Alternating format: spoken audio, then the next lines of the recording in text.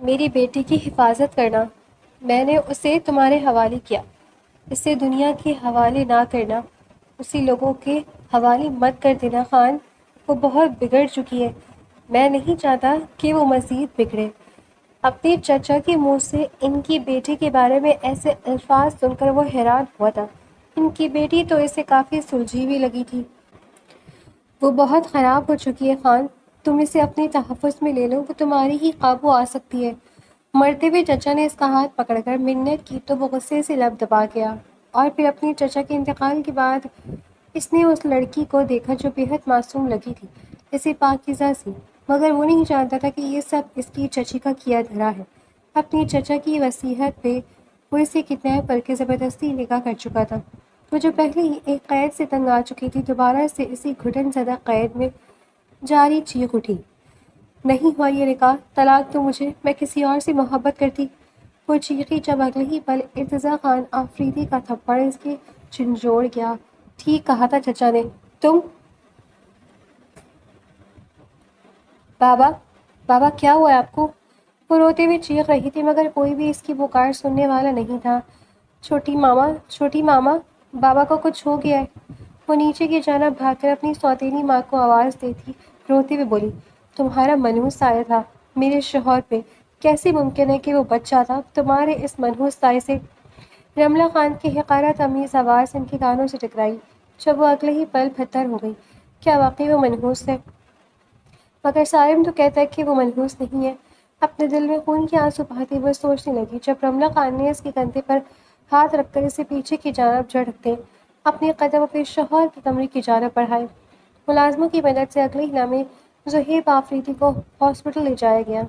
اپنے کسی کزن وغیرہ کو فون کرو، وہ آئیں یہاں، ہم اکیلی عورتیں کب تک یہاں خوا رہتی رہیں گی؟ رملہ خان نے اس کا مومی چہرہ دیکھتے نفرت آمیز لہجے میں کہا، جس پہ وہ روتی ہوئی اپنے باپ کے فون سے کسی کا نمبر ڈائل کرنے لگی۔ اس کے باپ کو فون میں کانٹیکٹ لسٹ میں سب سے پہلا نمبر شیخ کے نام سے محفوظ تھا۔ اگلی لمحے اس کی انگلی حرکت میں آئی اور وہ اس نمبر پہ ٹیپ کر گئی۔ بیل جا رہی تھی مگر کوئی بھی کال نہیں اٹھا رہا تھا۔ فون نہیں اٹھا رہے ہیں؟ اس نے روتے ہوئے اپنی ماں کی جانب دیکھا تھا۔ کیوں، کہاں مر گیا ہے اب وہ سارا خاندان ایک ساتھ؟ دوبارہ کرو، ہاتھ ٹوٹ رہے ہیں تمہارے؟ رملہ خان کی پھنکار پر آتا جاتا شخص سن رہا تھا۔ سب حیرت سے اس عورت کو دیکھ رہے تھے جو دیکھنے میں بے حد ایجوکیٹڈ لگ رہی تھی مگر اس کو بات کرنے کا طریقہ بالکل بھی نہیں تھا۔ وہ کانپتے ہاتھوں سے پھر سے نمبر ڈائل کرنے لگی۔ بیل جا رہی تھی جب اگلے ہی لمحے کال اٹینڈ کر لی گئی۔ یس، ارتضیٰ خان آفریدی اسپیکنگ۔ گمبھیر لہجہ اس کے کانوں سے ٹکرایا۔ ہیلو۔ مقابل کی جانب سے آواز سنتے وہ فوراً سے اپنی جگہ سے اٹھی۔ آپ کہاں ہیں؟ دیکھیں میرے بابا جی طبیعت ٹھیک نہیں ہے، پلیز آ جائیں، میرے بابا کو بچا لیں۔ وہ روتے ہوئے اس شخص کی منت کرنے لگی جس کو وہ جانتی بھی نہیں تھی۔ کون؟ دوسری جانب سے اپنے چاچو کی بجائے کسی لڑکی کی آواز سنتے ارتضیٰ خان اپنی جگہ سے کھڑا ہوا۔ میں زہیب آفریدی بات کر رہی ہوں۔ ایسے وقت میں بھی وہ لڑکی اپنا مکمل تعارف کروانا نہ بھولی۔ ارتضیٰ خان 2 لمحے کے لیے ساکت پڑ گیا، اگلے ہی لمحے وہ اس کیفیت سے نکل آیا۔ کون سے ہاسپٹل ہیں؟ وہ مختصر سے سوال کرتا اس کا جواب سننے کے بعد اگلے ہی پل کال کاٹ گیا۔ اس کی ضروری میٹنگ تھی مگر اس وقت اسے اپنے چچا کے پاس پہنچنا تھا۔ سر میٹنگ؟ اس کی اسسٹنٹ نے روکنا چاہا مگر وہ سنی انسنی کرتا دوڑتا ہوا باہر کی جانب قدم بڑھاتا جا رہا تھا۔ اس کی انگ انگ میں جلد بازی انگڑائی لے رہی تھی۔ بنا ڈرائیور کا انتظار کیے وہ گاڑی بیٹھتا وہاں سے نکلتا چلا گیا۔ السلام علیکم۔ اپنی چچی سے وہ واقف تھا جب ان کے قریب جاتا وہ سلام جھاڑیا۔ اگلی پل رملہ خان کی نظر اس وجاہت سے بھرپور مت پر پڑی۔ وعلیکم السلام، کیسے ہو تم؟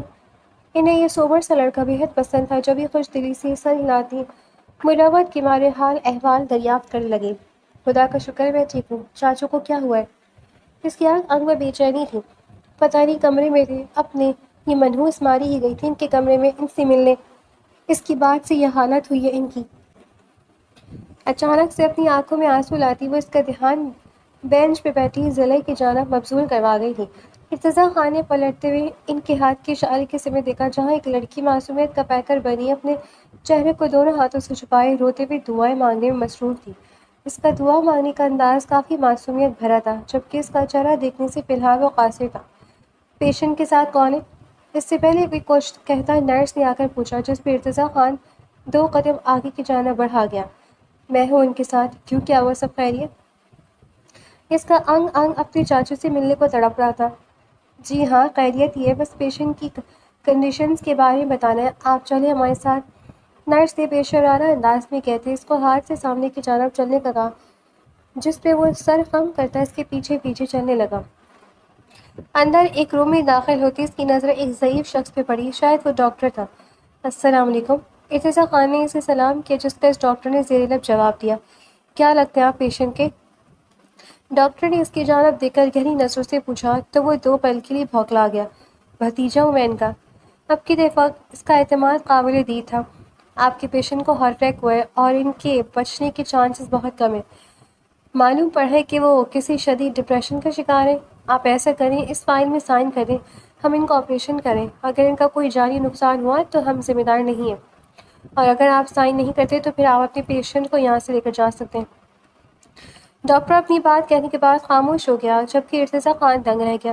اسے یہاں اس کے چچو کی زندگی اور موت کا فیصلہ سنانے کے لیے بلایا گیا تھا۔ یہ کیا بات تھی؟ ڈاکٹر کیا کہہ رہا تھا؟ اسے کچھ سنائی نہیں دے رہا تھا۔ اس کا دل تو بس اس بات پہ اٹکا تھا کہ کوئی جانی نقصان، وہ پاگل ہونے کو تھا۔ کیا آپ یہاں سے جانا چاہتے ہیں؟ اسے خود میں ہی مگن دیکھتے ڈاکٹر نے ذرا سخت لہجے میں کہا، تو وہ گڑبڑاتے ہوئے سائن کر گیا۔ اس حالت میں انہیں کسی بھی ہاسپٹل میں لے کر جانا ہے، وہ بیوقوفی تھی۔ ویسے بھی اس ہاسپٹل والوں کی اس کے چچو کے ساتھ کون سی کوئی دشمنی تھی جو وہ اس کے چاچو کی جان بوجھ کر جان لیتے؟ تبھی اپنے کانپتے ہاتھوں سے وہ سائن کر گیا۔ اپنے پیاروں کی موت کے پروانے پہ سائن کرنا کس قدر مشکل ہوتا ہے، یہ کوئی ارتضیٰ خان سے پوچھتا۔ ایک آنسو چپکے سے اس کی آنکھ سے نکلتا اس کی بھیڑ میں جذب ہو کر رہ گیا۔ کیا کہا ڈاکٹر نے؟ اس کے باہر نکلتے ہی رملہ خان اس کی جانب بھاگی تھی۔ وہ سر جھکا گیا، وہ کیسے اس عورت کو اس کے محبوب شوہر کی زندگی کا موت کا فیصلہ سناتا۔ کچھ نہیں، آپریشن کرنے والے، اللہ خیر کرے۔ سر جھٹک کر وہ ان سے اصل بات چھپا گیا تھا۔ شاید اللہ اپنا کرم کر دیتا اور اس کے چاچو کی جان بچ جاتی۔ میرے بابا ٹھیک تو ہو جائیں گے نا لالا؟ ضلع نے اس کا ہاتھ تھام کر آس اور امید سے پوچھا تو ایک پل کے لیے وہ ٹھٹک کر رک گیا۔ اگلے لمحے اس نے سر ہلایا۔ وہ ان کو کیا ہی دلاسا دیتا، وہ تو خود ٹوٹ رہا تھا۔ وہ اپنی کزن کو میسج کرتا یہ پیغام حویلی پہنچا چکا تھا کہ اس حویلی کا لاڈلا بیٹا ہاسپٹل کے بستر پر پڑا زندگی اور موت کی جنگ لڑ رہا ہے۔ کچھ ہی دیر میں سب لوگ ہاسپٹل میں موجود تھے۔ آپ میں سے ارتضیٰ خان کون ہے؟ وہ سب وہاں بیٹھے دعائیں مانگنے مصروف تھے جب نرس نے آ کر ان سب کی جانب نگاہ دوڑاتے پوچھا۔ میں ہوں۔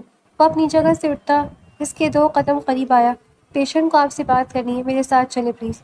وہ نرس کافی جلدی میں تھی، جبکہ ضلع نے اس کا بازو تھام کر اسے روکا۔ میرے بابا کیسے ہیں؟ وہ روتے ہوئے پوچھ رہی تھی۔ ارتضیٰ نے اب تک اس لڑکی کی شکل نہیں دیکھی تھی۔ اس کا رخ اپنے چاچو کے کمرے کی جانب تھا۔ اسے کسی اور چیز کا ہوش ہی نہیں رہا۔ اسے یاد ہے تو بس یہ کہ اندر اس کے چاچو ہیں۔ ان کی حالت بہت خراب ہے، ہم ابھی کچھ نہیں کہہ سکتے۔ نرس اپنا بازو نرمی سے چھڑوا کر بولتی اندر کی جانب بڑھ گئی۔ ضلع پیچھے ساکت رہ گئی۔ کیا اس کے بابا بھی اس کی ماں کی طرح سے چھوڑ کر جانے والے تھے؟ آنسو بے ساختہ رک گئے تھے۔ وہ پتھر نظروں سے زمین کی جانب دیکھتی جا رہی تھی، یوں کہ اب وہ بھی اس زمین میں دفن ہونے کی تمنا رکھتی ہو۔ خان، میرے خان۔ زہیب خان اس کا ہاتھ تھام کر لڑکھڑاتے لہجے میں بولے تھے، جب ارتضیٰ خان نے ان کے ہاتھ تھام کر اپنے لبوں سے لگائے۔ میں آ گیا ہوں، بتائیں کیا ہوا ہے؟ سب ٹھیک ہے، کچھ نہیں ہوگا آپ کو، آپ کا شیر آپ کو بچا لے گا۔ وہ ان کے سر کے بالوں کو ماتھے سے سائڈ پہ کر کے بولتا، ان کے لبوں پہ مسکراہٹ دوڑا گیا۔ میرا بچہ، میرا شیر۔ وہ روتے ہوئے اس کی جانب ہاتھ بڑھا گئے۔ میری بیٹی کی حفاظت کرنا، میں نے اسے تمہارے حوالے کیا۔ اسے دنیا کے حوالے نہ کرنا، اسے لوگوں کے حوالے مت کر دینا خان، وہ بہت بگڑ چکی ہے، میں نہیں چاہتا کہ وہ مزید بگڑے۔ اپنے چچا کے منہ سے ان کی بیٹی کے بارے میں ایسے الفاظ سن کر وہ حیران ہوا تھا۔ ان کی بیٹی تو اسے کافی سلجھی لگی تھی۔ ہاں، اس نے اسے نہیں دیکھا تھا مگر وہ اس کی آواز پہچانتا تھا۔ آپ کو کچھ نہیں ہوگا چچا جان، میں آپ کو کچھ نہیں ہونے دوں گا، میرے پاس وقت بہت کم ہے۔ ان کی سانسیں اکھڑنے لگی تھیں۔ ارتضیٰ خان اپنے چاچو کو سانسوں کے لیے تڑپتا دیکھنے لگا تو بے یقینی سے ان کے ہاتھ کی ڈھیلی ہوتی گرفت پہ نگاہیں جما گیا۔ میری بیٹی کی حفاظت۔ وہ اپنی بات پوری بھی نہ کر پائے تھے کہ اگلے لمحے ان کا سر ایک جانب کو ڈھلک گیا۔ چچا جان! وہ چیخا تھا مگر مقابل سانسیں ہار گیا تھا۔ وہ ان کے مردہ وجود کو دیکھتا پھوٹ پھوٹ کر رو دیا۔ کون کہتا ہے کہ مرد نہیں روتا؟ مرد روتا ہے، جان سے پیارے لوگ رلا جاتے ہیں۔ وہ رو رہا تھا اپنے چچا کی خاطر، اس چچا کی خاطر جو بچپن میں ان سب کو چھوڑ کر چلے گئے تھے۔ حویلی کے صفحے ماتم بچھا ہوا تھا، ہر آنکھ اشک بہا رہی تھی۔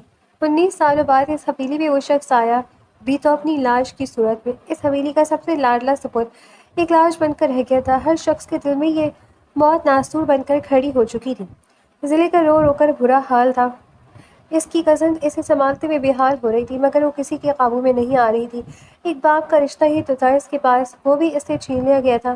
مجھے بھی مار دو، مجھے نہیں جینا، مجھے بھی مرنا ہے، وہ چیختی جا رہی تھی، جبکہ حویلی کی عورتیں اپنے آنسو روکتی اس کو چپ کروا رہی تھی۔ رملہ خان ایک طرف ساکت بیٹھی تھی، ان کی آنکھوں سے آنسو خشک ہو چکے تھے، ان کے سر کا سائیں جا چکا تھا۔ وہ بھری دنیا میں اکیلی رہ گئی تھی، وہ اس بھری جوانی میں بیوہ ہو چکی تھی۔ کچھ دنوں بعد وہ سب اس وقت حویلی کے ڈائننگ ہال میں بیٹھے کھانا کھانے کی مصروف تھے۔ رملہ خان اپنی ماں کے گھر جا چکی تھی، جبکہ ضلع کو حویلی میں ہی ٹھہرایا گیا تھا۔ وہ ان کا خون تھی، ان کی نسل تھی، ان کے بیٹے کی اکلوتی نشانی، وہ اسے کیسے اپنی نظروں سے اوجھل کر سکتے تھے۔ آج اس کے باپ کو مری 40 دن ہو گئے تھے، مگر اس کا دکھ ہنوز پہلے دن کی طرح تازہ تھا۔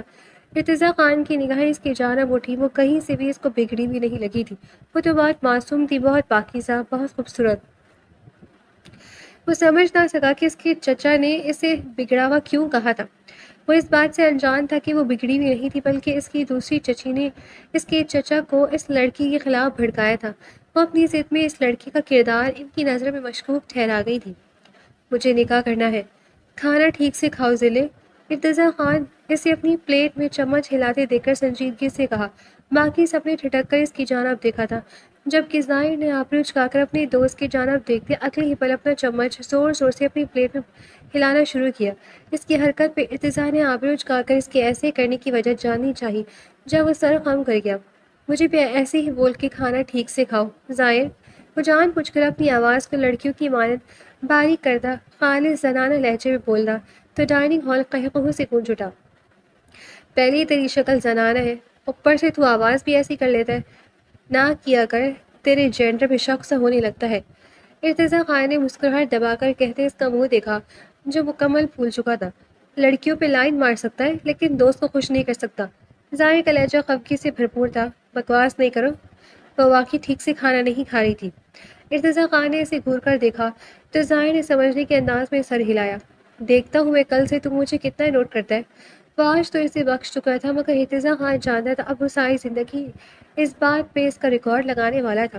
مگر فی الحال وہ بس اس لڑکی کے بارے میں سوچ رہا تھا، کیا وہ اس سے نکاح کرے گا؟ مگر اپنے چچا کے وعدے کے مطابق اسے اس لڑکی سے نکاح کرنا ہی تھا۔ اسے سمجھ نہیں آ رہا تھا کہ گھر والوں کے سامنے اپنی بات کیسے رکھے، اور شاید اس کی ماں تو اس رشتے کے لیے کبھی راضی نہیں ہونے والی تھی، کیونکہ وہ اس کی بیوی اپنی بہن کی بیٹی کو بنانا چاہتی تھی۔ اس نے ظاہر سے مشورہ لینے کا سوچا، مگر اس کے کن ذہن کو یاد کرتے ہوئے اسے جھڑک گیا۔ اس سے مشورہ لینے سے بہتر تھا کہ وہ اپنی ماں سے مشورہ لے لیتا۔ سر جھٹک کر وہ اپنے کھانے کی جانب متوجہ ہوا۔ خان حویلی میں داجان سربراہ تھے، جبکہ داجان کے بعد اس حویلی کی سربراہی دیجان کی تھی۔ ان کے 3 بچے تھے، عادل خان، دراب خان، زہیب خان۔ عادل خان کی شادی ان کی چچا زاد ذکیہ خان سے ہوئی تھی۔ ان کے 2 بچے تھے، بڑا بیٹا ارتضیٰ خان اور چھوٹی بیٹی زینیہ خان۔ اس کے بعد تھے دراب خان، جن کی شادی خان بیوی کی بہن کی بیٹی سے ہوئی تھی۔ ان کا ایک ہی بیٹا تھا، زائر خان۔ سب سے آخر میں زہیب خان تھے، جن کی پہلی شادی داجان کی مرضی سے ہوئی تھی۔ ان کی بیٹی ضلع زہیب خان تھی، مگر ضلع کی پیدائش کے کچھ عرصے بعد ان کی بیوی کی وفات ہو گئی تھی، جس کی وجہ سے زہیب خان نے اپنی پسند سے دوسری شادی کرتے خود کو حویلی سے جدا کر لیا تھا، جبکہ جانے سے پہلے وہ اپنی بیٹی کو بھی ساتھ لے کر جا چکے تھے۔ ضلع کی پرورش اس کی سوتیلی ماں نے کی تھی، وہ اس سے نفرت بھی کرتی تھی، مگر زہیب خان کی خاطر کبھی کبھی اس پہ پیار بھی نچھاور کر دیتی تھی۔ مگر یہ زیادہ عرصہ نہیں چلا تھا، کیونکہ آہستہ آہستہ اولاد نہ ہونے کی انہیں چڑچڑا کر دیا تھا۔ وہ اب ضلع سے بھی ویسی محبت نہیں کرتی تھی جیسی محبت ضلع کا حق تھی۔ تبھی انہوں نے اپنے شوہر کو بھی بیٹی کے خلاف کرنا شروع کر دیا تھا۔ ان کو ضلع سے ایک الگ قسم کا حسد ہو چکا تھا، اور پھر حسد کا علاج تو آج تک کوئی بھی ڈھونڈ نہ سکا تھا۔ آپ مجھے کہاں لے کر جا رہے ہیں؟ چھوڑیں مجھے، آپ کو اللہ کا واسطے مجھے چھوڑ دیں، میرے دل کو کچھ ہو رہا ہے۔ ارتضیٰ خان اس کا بازو پکڑے اسے اپنی گاڑی میں بٹھانے کی ناکام کوشش کر رہا تھا، مگر وہ دروازے کو زور سے پکڑتی دہائیاں دیتی جا رہی تھی۔ اور اس کا یہ ضدی اور غصیلا لہجہ پہلی دفعہ دکھ رہا تھا اور بیحد حیران بھی ہوا تھا۔ اب تک وہ اس کے اس روپ سے واقف کیوں نہ ہو سکا تھا؟ یہ لڑکی تو ہر وقت شرافت کی مورت بنی رہتی تھی، اب بھی وہ لاؤنج میں بیٹھی کارٹون دیکھ رہی تھی جب وہ کسی کو بھی وہاں نہ پا کر اس کا ہاتھ تھامتا، اسی لیے وہاں سے نکلتا چلا آیا تھا۔ فکر مت کرو، تمہیں کڈنیپ نہیں کر رہا، اور تمہیں کڈنیپ میں کیوں ہی کروں گا؟ تمہارا تو کوئی مجھے ایک روپیہ بھی نہ دے۔ اس کی ضدی طبیعت دیکھ کر نہ جانے کی ارتضیٰ خان کے دل میں گدگدی سی ہوئی تھی، جب بھی وہ اس کے ہی لہجے میں کے بارے میں کرنے لگا۔ آپ کو تمیز نہیں ہے، پلیز میرا ہاتھ چھوڑے، اور مجھے اس حویلی میں بھی نہیں رہنا، مجھے میری ماما کے گھر چھوڑ کر آئیں۔ وہ اپنا بازو مسلسل اس کی گرفت سے چھڑواتی اپنی ضد پہ اٹل تھی۔ جب ارتضیٰ خان نے اس کے لہجے کی ڈھنائی کو دیکھتا اپنے ماتھے پر بل ڈال دیا تھا۔ تم کیوں میرا دوسرا روپ دیکھنے پر مجبور کر رہی ہو مجھے؟ شرافت سے بیٹھو گاڑی میں، ورنہ اچھا نہیں ہوگا۔ وہ جتنی جلدی یہاں سے نکلنا چاہتا تھا، یہ لڑکی اتنا ہی ٹائم لگا رہی تھی۔ میں نہیں بیٹھوں گی یار، آپ ایک گندے ہیں، میں سب کو بتاؤں گی۔ وہ روتے ہوئے بولی تو ارتضیٰ خان نے اسے دھکا دے کر فرنٹ سیٹ پر بٹھایا۔ وہ جان گیا تھا کہ مقابل کو پیار کی زبان سمجھ میں نہیں آتی تھی، تبھی وہ دوسرا راستہ اختیار کر گیا تھا۔ دروازہ بند کرتا وہ اپنی سائڈ سے گاڑی کی ڈرائیونگ سیٹ پہ بیٹھتا گاڑی اسٹارٹ کر گیا۔ میں بھاگ جاؤں گی، میں یہاں نہیں رہوں گی، آپ سب نے مجھے قید کر لیا ہے، ظالم ہو تم سب، وہ اپنے بازو کو سہلا کر بولتی چیخ رہی تھی۔ ارتضیٰ خان لب بھیج کر اس لڑکی کی بدتمیزی برداشت کر رہا تھا۔ شاید ہی کبھی اس نے کسی لڑکی کا ایسا لہجہ سنا ہو۔ یہ لڑکی بگڑی بھی تو شاید نہ تھی، مگر بدتمیز بلا کی تھی۔ تمہیں تمیز نہیں سکھائی کسی نے؟ وہ نہ چاہتے ہوئے پوچھ بیٹھا۔ سکھائیے، بہت سکھائیے، اور ساتھ ہی ساتھ یہ بھی سکھائے کہ چاہے کچھ بھی ہو جائے، اس تمیز کا استعمال صرف اور صرف تمیز داروں کے ساتھ کرنا ہے۔ وہ چھوٹی تھی، مگر اس کی زبان اس کی قد سے زیادہ لمبی تھی۔ ارتضیٰ خان نے اس بات کا اعتراف کیا تھا۔ جتنی تمہاری زبان چلتی، کاش ایسا دماغ بھی ہوتا تمہارے پاس۔ وہ طنز کرنے سے باز نہ آیا تھا، جبکہ اس کے طنز پہ وہ کلس کر رہ گئی۔ آپ کو جو بھی کام ہے مجھ سے وہ جلدی کیجیے، اور مجھے میری ماما کے پاس چھوڑ دیں، کیونکہ مجھے میری کالج بھی جانا ہے۔ وہ جانتی تھی اس شخص سے جتنا سر کھپائے گی وہ اتنا ہی اس کے سر چڑھے گا۔ کبھی شرافت سے منہ بند کرتی سیدھی سادی بیعت کر گئی تھی۔ اور تمہیں کیوں لگتا ہے کہ میں تمہیں تمہاری ماما کے گھر چھوڑ دوں گا، وہ بھی اپنا کام پورا کروانے کے بعد؟ ارتضیٰ خان کو یہ لڑکی کافی انٹرسٹنگ لگی تھی۔ لڑکیاں اس کی ایک جھلک کے لیے ترستی تھیں، اور یہ میڈم اس سے دور بھاگ رہی تھی۔ حیران ہونا تو بنتا تھا۔ اس نے ایک زومعنی نگاہ اس پہ ڈالتے استحصال کیا تو وہ پہلو بدل کر رہ گئی۔ میں کوئی بحث نہیں کرنا چاہتی ہوں، سو پلیز۔ اس نے جیسے کچھ جتانا چاہا۔ ارتضیٰ خان نے اس کا ایٹیٹیوڈ دیکھتے ایک سرد نگاہ اس پہ ڈالتے باقی کا صفحہ خاموشی سے کاٹا تھا۔ فارم ہاؤس کے سامنے گاڑی روکتے وہ اپنی جانب سے اتر کر اس کی سائڈ آتا اس کا بازو پکڑ کر اسے باہر کی جانب کھینچ گیا۔ یہ کیا طریقہ ہے؟ اس کی چیخ بے ساختہ تھی۔ چپ کر کے ساتھ چلو میرے۔ اس کا دماغ راستے میں ہی بہت خراب ہو چکا تھا، جب ہی اس کے لہجے میں کسی بھی قسم کی نرمی شامل نہ تھی۔ میں آپ کی نوکر نہیں ہوں۔ زیرے کی زبان کو اب بھی سکون نہیں تھا۔ ارتضیٰ خان کو یہ زبان چلاتی لڑکی زہر سے بھی بری لگ رہی تھی۔ اگر اپنے چاچو سے وعدہ نہ کیا ہوتا تو وہ اس پہ ایک نظر بھی ڈالنا گوارا نہ کرتا۔ اندر لاتے ہوئے اسے کمرے میں لے گیا جہاں پہلے سے 3 لڑکیاں تیار کھڑی تھیں۔ کیا مطلب ہے؟ تم یہاں لڑکیاں اکٹھی کرتے ہو؟ زیلے نے آنکھیں پھیلائے سوال کیا تو وہ سب ایک پل کے لیے گڑبڑا گئیں۔ اپنے جیسا سمجھ رکھا ہے سب کو، ناچار۔ ارتضیٰ خان شرمندہ ہو گیا۔ اس کی یہ شکل پوری طرح سے بدل کر رکھو، کچھ دیر میں آؤں گا میں اس کو لینے۔ وہ اسے کمرے کے اندر دھکیلتا باہر سے دروازہ بند کر گیا، جبکہ وہ ایک پل کے لیے سمجھ نہ سکی کس کے ساتھ ہوا کیا ہے۔ کیا بکواس ہے، مجھے باہر نکالو۔ کس ماں کی شادی ہے جس کے لیے مجھے تیار کروا رہی ہو؟ وہ دروازہ پیٹتی چیختی جا رہی تھی، جبکہ ارتضیٰ خان اس کے لفظوں پہ اپنے اندر بھڑکتے شعلوں کو قابو کرنے کے لیے وہاں سے نکلتا چلا گیا۔ یہ لڑکی اس کے خون کو کھولا رہی تھی۔ شاید وہ اس کے غصے سے ناواقف تھی جب ہی ایسی حرکتیں کر رہی تھی۔ اگر وہ جان جاتی کہ اس کا غصہ کس بلا کا نام ہے تو یقیناً اس کے سامنے اپنی وہ کتوں سے لمبی زبان کا استعمال نہ کرتی۔ میم پلیز تیار ہو جائے ورنہ سر ہمیں نہیں چھوڑیں گے۔ وہ لڑکیاں کب سے اس کی منتیں کر رہی تھی، مگر وہ ان کی کسی بھی بات کو ماننے کو تیار نہ تھی۔ مجھے یہاں سے باہر نکالو، خود بھگتو اپنے سر کو۔ کس نے کہا تھا اس جیسے وحشی شخص کے یہاں جاب کرو؟ وہ ان پہ ذرا بھی رحم نہیں کھا رہی تھی۔ میم ہماری جاب کا سوال ہے پلیز، ان لڑکیوں نے روحان سے لہجے میں کہا تو وہ سر جھٹک گئی۔ پھر تو تم لوگوں کو بھی میرا ساتھ دینا چاہیے تاکہ یہ تم لوگوں کو جاب سے نکالے اور تم لوگوں کی جان چھوٹے۔ اس کے مشورے عروج پر تھے، جبکہ وہ تینوں ایک دوسرے کو دیکھتے بے بسی سے اس پہ نگاہیں ٹکا گئی۔ میم ہمارے چھوٹے چھوٹے بچے سر کے پاس ہیں، وہ انہیں اپنے ساتھ کہیں لے کر چلے جائیں گے اور ہمیں ان سے ملنے نہیں دیں گے، پلیز رحم کریں۔ ان میں سے اس لڑکی نے روتے ہوئے کہا تو وہ ٹھٹکی۔ تم لوگ شادی شدہ ہو؟ اس نے آبرو چکاتے سوال کیا تو تینوں نے ہاں میں سر ہلایا۔ تو یہ سڑیل بھیڑیا بچے بھی کڈنیپ کرتا ہے؟ وہ اپنی آنکھیں چھوٹی کیے سوچنے لگی۔ ان تینوں نے ایک دوسرے کی نظروں ہی نظروں میں کچھ کہا تھا۔ میم پلیز میم، تیار ہونے میں کیا برائی ہے؟ پلیز ہماری مدد کریں، ہمارے چھوٹے چھوٹے بچے رو رہے ہوں گے۔ دعا ان میں سے ایک لڑکی تھی۔ اس نے اس کے پیروں کے پاس گرتے ہوئے کہا تو وہ بھوکلا کر 2 قدم پیچھے لے گئی۔ اچھا ٹھیک ہے، ہو جاتی ہوں تیار، لیکن مجھے اپنے بچوں سے ضرور ملوانا۔ صدا کی نرم دل زدی ان کی باتوں میں آتی فوراً سے مان گئی۔ ان تینوں نے شکر کا گہرا سانس بھرتے اس گھمنڈی شخص کو ڈن کا میسج کیا۔ یقیناً یہ ان کی زندگی کا سب سے مشکل مرحلہ تھا جس سے آج سے پہلے وہ کبھی نہیں گزری تھی۔ کچھ ہی دیر میں وہ دلہن بن کر بیٹھی بے حد خوبصورت لگ رہی تھی، ایک دم چاند کا ٹکڑا، جبکہ وہ حیران تھی کہ اسے دلہن کیوں بنایا گیا، جس پہ دعا نے اس سے کہا تھا کہ اس سے ماڈلنگ کروانی ہے۔ ضلع جو بچپن سے ایکٹریس کو دیکھ دیکھ کر بڑی ہوئی تھی، بے اختیار چھلانگیں لگاتی خوشی خوشی دلہن بن گئی۔ اس کو بیوقوف بنانا اتنا آسان تھا کہ وہ تینوں یہ بات پہلے نہیں جانتی تھی۔ ان کو اس معصوم لڑکی پر ترس بھی آیا تھا جس سے وہ آج کی تاریخ میں ہزاروں جھوٹ بول چکی تھی۔ اتنی بھی بری شکل نہیں تھی کہ تیار ہونے میں اتنا ٹائم لگ۔ وہ اندر آتا اچانک سے بولتا، جیسی نگاہیں اٹھاتا سامنے کا منظر دیکھنے لگا تو اس کی آنکھیں ایک ہی جگہ ساکت رہ گئیں۔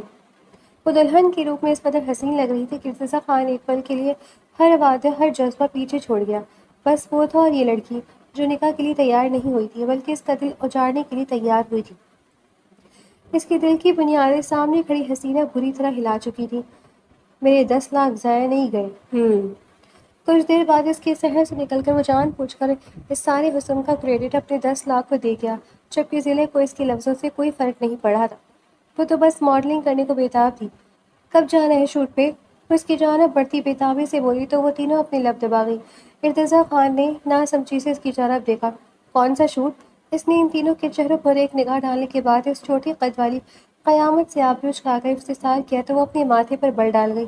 ارے وہی شوٹ جس کے لیے مجھے یہ لہنگا پہنایا گیا ہے، ماڈلنگ کرنی تھی نا میں نے۔ اس وقت اس کا لہجہ اس قدر مٹھاس بھرا تھا کہ ارتضیٰ خان کو لگا کہ وہ اپنی زبان پہ شہد گرا کر بات کر رہی تھی۔ اوہ! ان کے چہروں کی جانب دیکھ کر وہ ساری بات سمجھتا اپنی مسکراہٹ دبانے کے لیے سر جھکا گیا، مگر بات نہ بنتے دیکھ کر بے ساختہ ہلکا سا قہقہا لگا گیا۔ ان تینوں نے گہری سانس خارج کی، شکر ان کا خڑوس باز غصہ نہیں ہوا تھا۔ کرواتا ہوں میں ماڈلنگ، چلو نیچے چلو۔ جا کر 3 دفعہ قبولے کہہ دیں اور پھر جہاں مولوی وہ آدمی جہاں جہاں سائن کرنے کو کہے گا تم نے کرنے ہیں۔ وہ اس کا بازو تھام کر نیچے کی جانب لے جاتا ہوا بولا تو وہ اسے گھور کر دیکھنے لگی۔ کس چیز کے سائن؟ اس نے آبرو چکا کر استحصال کیا تو وہ اپنے لب دبا گیا۔ ہمارے نکاح کے، اور اگر ذرا سی بھی آواز نکالی تو ان کے بچوں کو مار کر ان کی لاشیں یہاں منگواؤں گا، سمجھی؟ وہ جانتا تھا اس کو کیسے منانا ہے، وہ پیار سے بھی منا سکتا تھا مگر اس ڈھیڑ ہڈی کی ڈھنائی سے واقف تھا وہ۔ تم کتنے بڑے بے غیرت ہو! وہ چاہ کر بھی اپنی بے یقینی پہ قابو نہ کر پائی تو ارتضیٰ خان نے اس کے منہ سے اپنے یہ الفاظ سننے کا جبڑا اپنے ہاتھ کو گرفت میں دبوچا۔ ہاں میں بہت بڑا بے غیرت ہوں، خبردار جو تم نے مجھے شریف سمجھنے کی کوشش کی۔ اب مزید بکواس کی تو گولی ان بچوں کی سر اڑا دے گی، اس لیے خاموشی سے جو کہا ہے وہ کرو اور میرے ساتھ پیچھے چلو۔ اپنی اجرک اس کے سر پہ دیتا وہ اس کا ہاتھ اپنی ہاتھ کی مضبوط گرفت میں لیتا اپنے قدم نیچے کی جانب بڑھا گیا۔ ضلع کا دل کیا اس شخص کا منہ نوچ لے، وہ اس کو دھوکے سے یہاں لایا، اب دھوکے سے شادی بھی کرا تھا۔ یہ مرد خود کو کیا سمجھتا تھا وہ سمجھ نہ سکی۔ نیچے آتے ہی اس نے مولوی صاحب کو نکاح شروع کرنے کا کہا، جس پہ ضلع نے اس کی دھمکی کے زیر اثر بنا کچھ کہے اسے قبول کرتے نکاح نامے پر سگنیچرز کیے تھے، جبکہ اس کی فہم بدائی سے وہ امپریس ہوا تھا۔ شکر اس لڑکی نے کچھ تو مانا۔ وہ ایک چیز کا اندازہ تو لگا چکا تھا کہ یہ لڑکی بے حد نرم دل تھی، کیونکہ وہ ان بچوں کی خاطر اپنا آپ داؤ پہ لگا گئی تھی جو بچے ابھی دنیا میں آئے بھی نہیں تھے۔ اس کی معصومیت پہ ارتضیٰ خان کو ٹوٹ کر پیار آیا تھا، ابھی ٹوٹ کر غصہ بھی آئے گا، صبر تو کرو۔ اس کے خاموش ہونے پہ ارتضیٰ خان سے مولوی صاحب نے پوچھا تھا، جس پہ وہ بنا کسی دیر کیے اس لڑکی کو اپنے نکاح میں قبول کر گیا تھا۔ بالآخر اس کے چچا سے کیا وعدہ وہ پورا کر چکا تھا۔ ایک گہری سانس بھرتا وہ صوفے کی پشت سے ٹیک لگا گیا، اپنے کندھے کسی بوجھ سے آزاد ہوتے محسوس ہوئے تھے۔ وہ نکاح کے بعد اسے واپس اسی کمرے میں چھوڑتا خود نیچے اپنے دوستوں کے جانا پڑ گیا۔ ظاہر ہے اب انہیں یہاں سے رخصت کر کے ہی وہ اپنی بیوی کے پاس جا سکتا تھا۔ ظاہر بھی اس کی نکاح میں شامل تھا جس نے سب دوستوں کے ساتھ مل کر اس کا خوب ریکارڈ لگایا تھا، مگر صدا کا بے شرم ارتضیٰ خان ان کی ہر بات پہ سر خم کرتا بے شرمی اور ڈھنائی سے قبول کر رہا تھا۔ انشاءاللہ بھابھی کے ہاتھوں ذلیل کی تیرا مقدر بنے گی۔ اسے اپنی کیے پہ ہلکا سا بھی شرمندہ نہ ہوتے دیکھ کر ظاہر نے اسے بددعا دی تو وہ اسے گھر کر رہ گیا۔ یہ اتنا پرسن کیوں ہو رہا ہے تو؟ وہ سمجھ نہ سکا۔ ظاہر نے مزید کچھ دیر اس کی ٹانگ کھینچنے کے بعد وہاں سے جانا ضروری سمجھا، کیونکہ جتنا وہ آج اس کو تنگ کر چکا تھا اب اگر وہ ضبط کھو لیتا تو ان سب کی خیر نہیں تھی۔ تقریباً رات کے 10 بجے وہ ان سب کو الوداع کہتا انہیں رخصت کرنے کے بعد اپنے کمرے کی جانب قدم بڑھا گیا۔ کمرے میں داخل ہوتے اسے لگا وہ کسی دوسرے گھر میں آ گیا ہے، کیونکہ اس کے فارم ہاؤس میں ایسا کوئی بھی روم نہیں تھا جو اس قدر گندا ہو۔ مگر مقابل کو یقین تب ہوا جب اس کی بیوی مکمل اس روم کو بکھیرنے کے بعد بیڈ پہ گری رونے میں مصروف تھی۔ جگہ جگہ کانچ پھیلا ہوا تھا۔ وہ احتیاط سے پاؤں رکھتے اس تک پہنچا، ایک جسم میں سے بازو سے پکڑ کر کھڑا کر گیا۔ کیا بکواس تھی یہ کیا حالت ہے کمرے کی؟ پھر اس کی تھوڑی پکڑ کر دھاڑا تو وہ اگلے ہی پل اس کے سینے پر ہاتھ رکھ کر اسے پیچھے کی جانب دھکیل گئی۔ وہ چلا، طلاق دو، ابھی کہ ابھی۔ وہ روتے ہوئے اسے طلاق کا مطالبہ کر گئی جب ارتضیٰ خان نے لہو رنگ آنکھوں سے اس کی آنکھوں میں دیکھتے اس کے بالوں کو ہاتھوں میں دبوچا۔ کیا تم نہیں جانتی کہ پٹھان کی عورت اس سے طلاق نہیں مانگتی؟ کیا نہیں جانتی ایک پٹھان اپنی عورت کو مارنا پسند کرتا ہے مگر اسے طلاق دینا نہیں؟ وہ آبرو جھکا کر پوچھتا اس قدر غصے سے بولا کہ ضلع کو اپنے کانوں کے پردے پھٹتے ہوئے محسوس ہوئے۔ تم میرے ساتھ اس لہجے میں بات نہیں کر سکتی۔ وہ چیخی جب اگلے ہی پل وہ اس کا جبڑا دبوچ گیا۔ آواز نیچے رکھ کر بات کرو۔ اچھی بیویاں اپنے شوہروں کے سامنے آواز بلند نہیں کرتی۔ وہ اس کے جبڑے کو ایک جھٹکے سے چھوڑتا بولا تو وہ اس کی جانب قہر آلود نگاہوں سے دیکھنے لگی۔ مجھے طلاق دو کیونکہ میں کسی اور سے محبت کرتی ہوں۔ وہ اپنے دکھتے جبڑوں کو ہاتھ میں پکڑ کر اس سے بھی بلند آواز میں چلائی تو وہ ساکت رہ گیا۔ یہ کیا بولا تھا اس نے؟ وہ بے یقینی سے اس کی جانب دیکھنے لگا۔ کیا کہا تم نے؟ اس لگا شاید اسے سننے میں غلطی ہوئی ہے۔ میں نے کہا کہ مجھے طلاق دو، میں کسی اور سے محبت۔ ابھی وہ اس ضد میں آ کر دوبارہ یہ الفاظ بولنے والی تھی جب ارتضیٰ خان کا ہاتھ اٹھا اور اس کی گال پہ اپنی چھاپ چھوڑ گیا۔ اب دوبارہ کر کے دکھاؤ یہ بکواس۔ وہ اس کے بالوں کو پکڑ کر اس کا چہرہ اپنے بالکل قریب لاتے تھاڑا تو وہ سہم کر اس کی جانب دیکھنے لگی۔ اس نے سنا تھا کہ پٹھان مرد بہت غیرت مند ہوتا ہے۔ وہ اپنی عورت کے دل میں کسی مرد کو کیسے برداشت کر سکتا تھا جب بھی اس نے یہ محبت کا سوچا چھوڑا تھا کہ وہ اس کو محبت کا کہے گا اور وہ غیرت مند پٹھان اسے طلاق دے دے گا۔ وہ اس حویلی کی قید میں نہیں جانا چاہتی تھی، اسے اپنی ماں کی جانب سے ملی گئی ظالم آزادی قبول تھی، مگر اس حویلی کی محبت بھری قید نہیں۔ وہ 40 دن اس نے کیسے وہاں گزارے تھے یہ بات وہی جانتی تھی۔ خبردار جو آئندہ تم نے یہ بکواس کی تو تمہاری زبان بدی سے کھینچ لوں گا، سمجھی تم میری ہو، میری ہی رہو گی۔ تمہارے دل میں کوئی بھی غیر مرد نہیں آنا چاہیے، ورنہ میرے قہر سے ابھی ناواقف ہو تم۔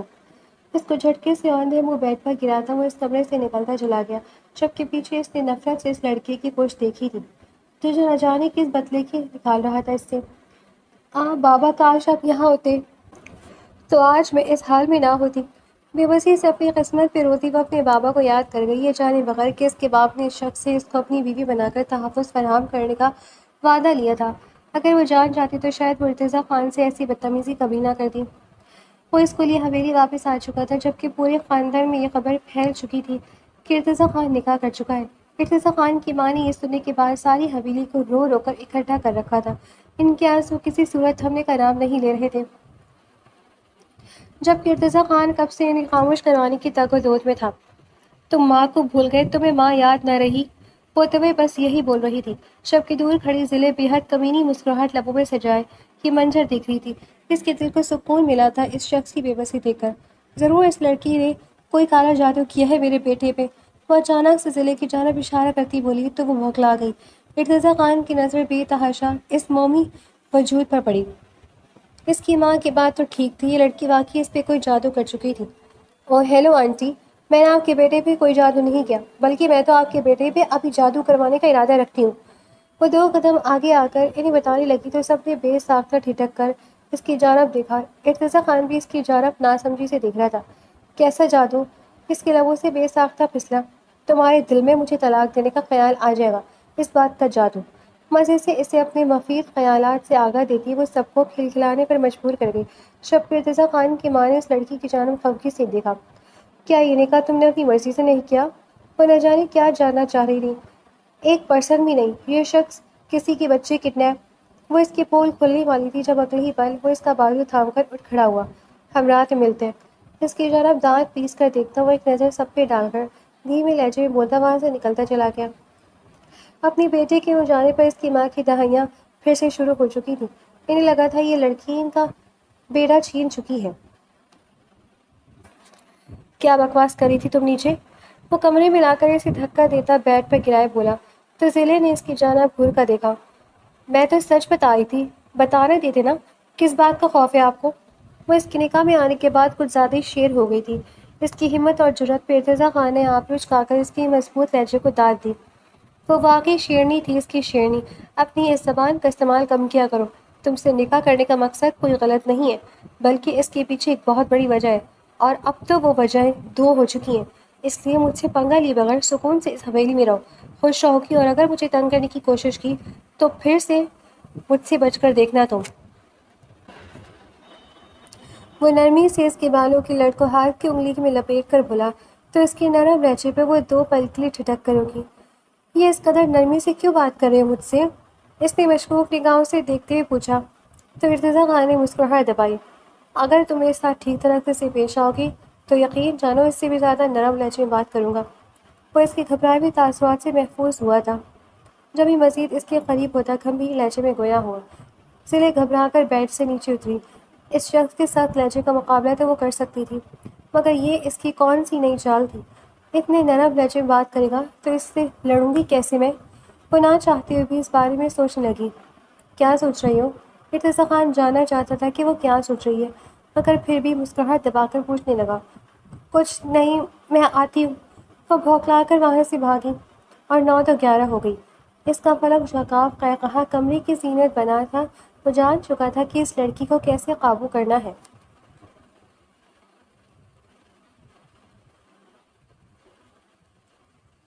دن یوں ہی گزرتے جا رہے تھے۔ ضلع نے دوبارہ سے یونیورسٹی جوائن کر لی تھی، جبکہ ان کا رشتہ بھی کئی حد تک بہتر ہو چکا تھا۔ ہاں، ان کی چھوٹی موٹی بحث تو روز کا معمول تھی، مگر ان کے رشتے میں اب نفرت جیسا کچھ بھی نہیں تھا۔ ارتضیٰ تو پہلے اس کا شیدائی ہوا بیٹھا تھا، جبکہ ضلع کا دل آہستہ آہستہ اس کے لیے پگھلتا جا رہا تھا۔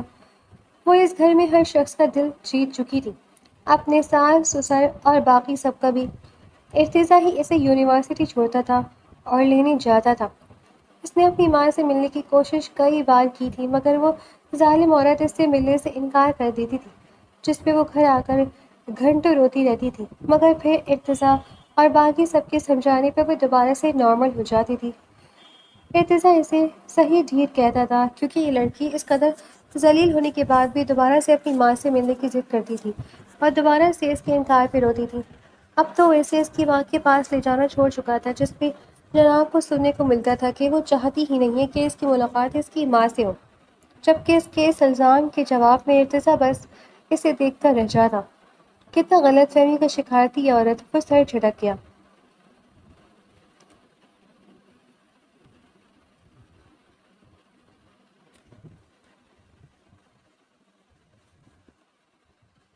آج بھی معمول کی ہی طرح وہ اسے یونی سے لینے آیا تھا۔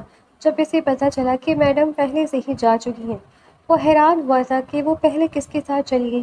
اس نے ظاہر کو کال کی تو پتہ چلا کہ وہ حویلی میں بھی نہیں تھی۔ ارتضیٰ خان کا دل کئی وسوسوں نے آن گھیرا۔ وہ اس کے نمبر پہ کال کر رہا تھا جو مسلسل بن جا رہا تھا۔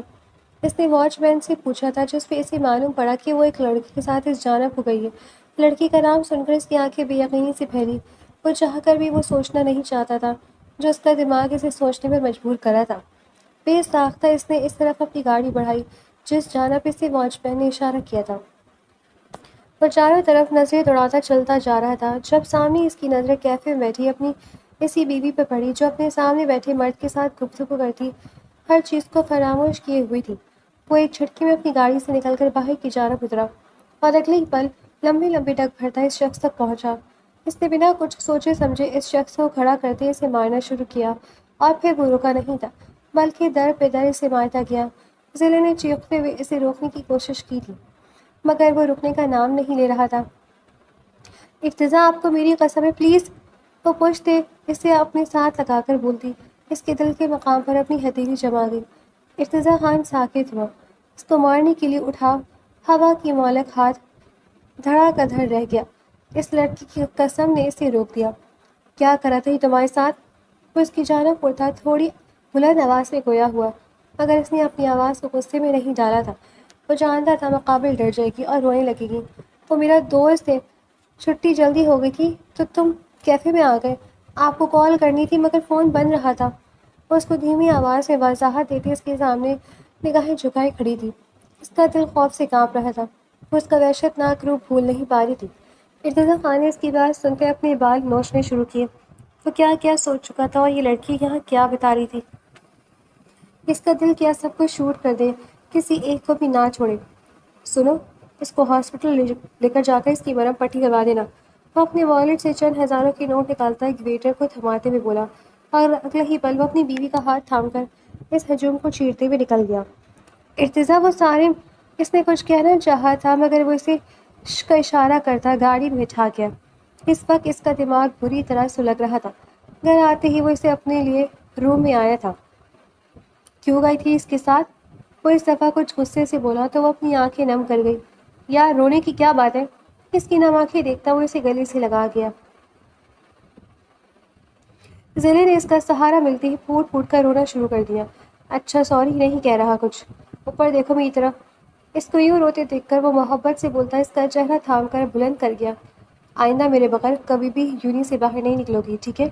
وہ پیار سے اسے کہنے لگا، جس پہ ضلع نے اپنا سر زور زور سے ہلایا۔ اور کبھی کبھی کسی لڑکی کے ساتھ ایسی جگہوں پر نہیں جاؤ گی۔ پھر سے پیار سے سمجھایا گیا۔ وہ سر ہلا گئی۔ صرف میرے ساتھ جاؤ گی، اوکے؟ اس کے ماتھے پہ محبت سے لب رکھتا وہ استحصال کرنے لگا تو اس نے اس کا لمس پورے حق سے وصولتے اپنا سر مزید زور و شور سے ہلایا۔ اس کی اس فرما بداری پہ وہ ہنستا ہوا اس کے گال کو اپنی لمس سے روشناس کراتا اس کو اپنے سینے سے لگا گیا۔ میں ڈر گیا تھا، وہ اس کو بتانے لگا جب وہ اس کی پشت پہ ہاتھ پھیر کر اس کی پشت تھبکتی اس کو نارمل کرنے لگی تھی۔ آج ان دونوں کا ریسیپشن تھا، چونکہ ان کے نکاح میں کوئی بھی شامل نہیں ہوا تھا۔ یہی وجہ تھی کہ حویلی والوں نے ان دونوں کے لیے گرینڈ ریسیپشن رکھوایا تھا، جہاں پر ہر شخص کو آنے کی دعوت دی گئی تھی۔ وہ دونوں اسٹیج پہ ایک دوسرے کے ساتھ بیٹھے بے حد جچ رہے تھے۔ کتنی پیاری لگتے ہیں یہ دونوں ساتھ، دعا نے اپنے ساتھ کھڑی عزت سے کہا۔ یہ وہی تینوں لڑکیاں تھیں جنہوں نے ان کا نکاح بھی اٹینڈ کیا تھا۔ ہاں بالکل، اور دیکھو باس بھی کتنے بدل گئے ہیں، مریم نے ان کی جانب رشک سے دیکھتے ہوئے کہا تو دعا نے اس کو ٹھوکر ماری۔ ماشاءاللہ بھی بول دو، تمہاری نظر ہی نہ لگ جائے کہیں۔ چلو عزا، ان سے ملنے چلیں، دیکھتے ہیں میم کو ہم یاد ہیں یا نہیں۔ وہ عزت سے کہتی اسٹیج کی جانب بڑھی۔ جب مریم نے ان دونوں کی پشت کو گھور کر دیکھا، وہ بھی اپنے باس اور مریم کی طرح نہایت ڈھیٹ واقع ہوئی تھی، جو بھی ان کے بنا کہیں منہ اٹھا کر ان کے پیچھے پیچھے قدم بڑھا گئی۔ میم مبارک ہو بہت بہت۔ وہ محبت سے اس کی جانب بکے جو اس نے ان کے سامنے رکھے ٹیبل سے اٹھایا تھا، بڑھاتے ہوئے کہا، جس پہ ضلع حیرت و بے یقینی سے ان کی جانب دیکھنے لگی، جبکہ باقی دونوں پیچھے مزید بکے تلاش کر رہی تھی، مگر ان کے ہاتھ محض پھولوں کی پتیاں ہی لگی تھیں۔ کیسے ہو تم تینوں؟ اور تم لوگوں کے بچے کیسے ہیں؟ وہ بےتابی سے پوچھنے لگی تھی۔ ایک دم اپنے شوہر کی شفافیت یاد آئی جب اس کی بات پہ وہ تینوں گڑبڑائیں، اور اگلے ہی لمحے ان دونوں کا قہقہہ گونجا تھا، کیونکہ ارتضیٰ خان اپنی بیگم کی بات پہ قہقہہ لگا چکا تھا۔ ان کی ہنسنے پہ وہ انہیں ناسمجھی سے دیکھنے لگی جب وہ ساری بات اس کے گوش گزار کر گئی۔ ضلع ان کی جانب پھٹی پھٹی نگاہوں سے دیکھنے لگی۔ چھوٹی فسادنے، وہ بے ساختہ بولی، جس پہ ان تینوں نے کان پکڑے۔ خان جی، خان جی، خان، یہ لوگ یہاں سے بھوکی جائیں گی آج۔ وہ اسے حکم دے گئی، جس پہ سر تسلیم خم ہوا۔ جیسا میری جان کہے۔ وہ مسکراہٹ دباتا سر ہلا گیا، جس پہ ضلع نے ان کی جانب گردن اکڑا کر دیکھا۔ وہ تینوں اس کی اکڑی ہوئی گردن دیکھتی مسکرا دی۔ آج کی ضلع اس نے ضلع سے گئی بے حد مختلف تھی، اور یوں ہی ان کی زندگی کا ایک حسین ترین سفر شروع ہو چکا تھا۔